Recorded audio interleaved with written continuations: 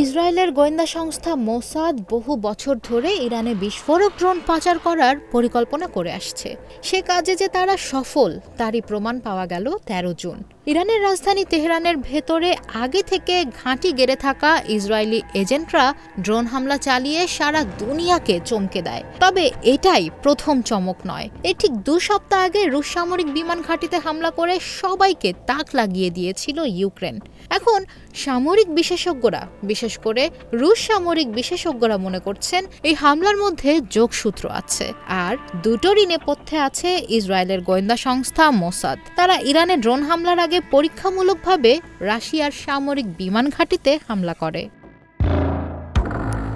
বিভিন্ন সংবাদ মাধ্যমের খবরে বলা হচ্ছে, তেহরানের শহরতলিতে গোপন ওয়ার্কশপ স্থাপন করে ইসরায়েল। সেখানে ড্রোনগুলো একত্রিত এবং হামলার জন্য প্রস্তুত করা হয়।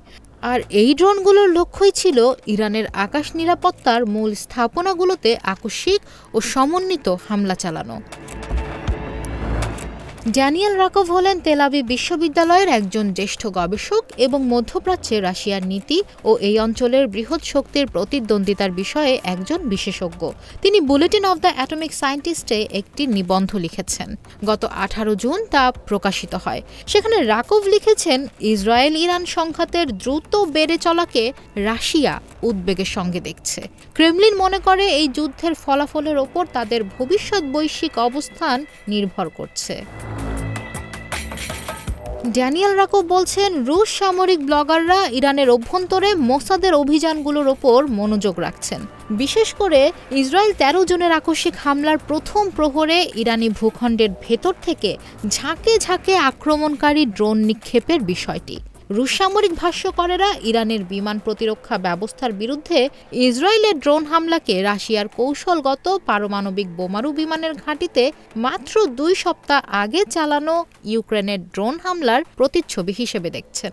এই ভাষ্যকারদের দাবি, ইসরায়েলের জাতীয় গোয়েন্দা সংস্থা মোসাদ ইউক্রেনীয় নিরাপত্তা পরিষেবা SBU-কে সহায়তা করে থাকতে পারে, অথবা ইউক্রেনীয়দের মাধ্যমে তাদের নিজস্ব ইরান অভিযানের মহড়া দিয়ে থাকতে পারে।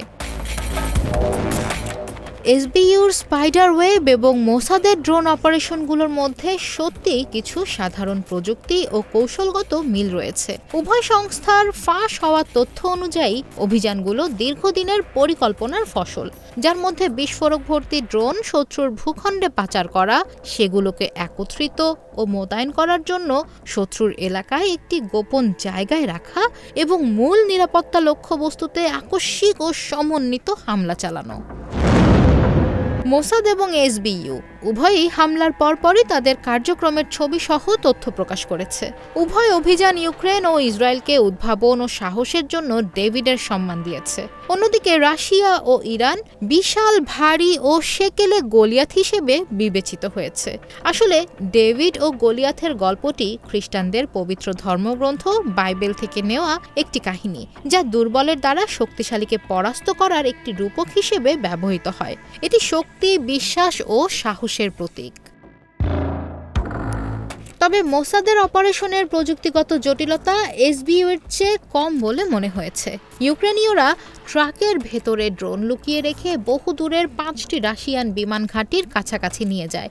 অন্যদিকে মোসাদ তেহরানের শহরতলিতে একটি ড্রোন ঘাঁটি স্থাপন করে এবং সেখান থেকে সরাসরি বিমান প্রতিরক্ষা লক্ষ্যবস্তুতে আঘাত হানে। ড্রোনগুলো ইসরায়েল থেকে দূরে নিয়ন্ত্রিত ব্যবস্থায় নাকি ইরানের অভ্যন্তরে স্থানীয় এজেন্টদের দ্বারা পরিচালিত হয়েছিল তা এখনও অজানা। ইউক্রেনীয় অপারেশনের প্রাথমিক লক্ষ্য ছিল রাশিয়ার কৌশলগত বোমারু বিমান, কারণ রাশিয়া এই বিমানগুলো বারবার ব্যবহার করে ইউক্রেনে বোমা হামলা চালায়। এই যুদ্ধ বিমানের সাহায্যে পারমাণবিক হামলাও চালানো যায়। বিপরীতে ইরানি আকাশ প্রতিরক্ষা ব্যবস্থাগুলো ধারাবাহিকভাবে তৈরি হচ্ছে। ইউক্রেন রাশিয়ার 5টি বিমান ঘাঁটিতে আঘাত হানার তালিকা প্রকাশ করেছে। তবে মোসাদের ড্রোনগুলো ইরানে কোন লক্ষ্যবস্তুতে আঘাত করেছে এবং কতটা সফল হয়েছে তা ইসরায়েল গোপন রেখেছে। নিরপেক্ষ বিশ্লেষকেরা বলছেন, ইউক্রেনের হামলার শুধুমাত্র আংশিক কৌশলগত কার্যকারিতা ছিল, কিন্তু ইসরায়েলি হামলা সম্পর্কে তারা কেবল অনুমানই করতে পারছেন। ইসরায়েলের গোয়েন্দা সংস্থা তার ড্রোন হামলা অভিযান সম্পর্কে যে সীমিত তথ্য প্রকাশ করেছে তা তাদের একটি সম্পূর্ণ সাফল্যের ছবি। ড্রোন হামলার এই রহস্য নিশ্চয়ই অচিরে জানা যাবে। হ্যাঁ, জানবে হয়তো রুশ বা ইরান সরকার, কিন্তু এর মধ্য দিয়ে আমেরিকার পরিকল্পিত যুদ্ধের নতুন ছক বেরিয়ে আসে কিনা সেটাই দেখার।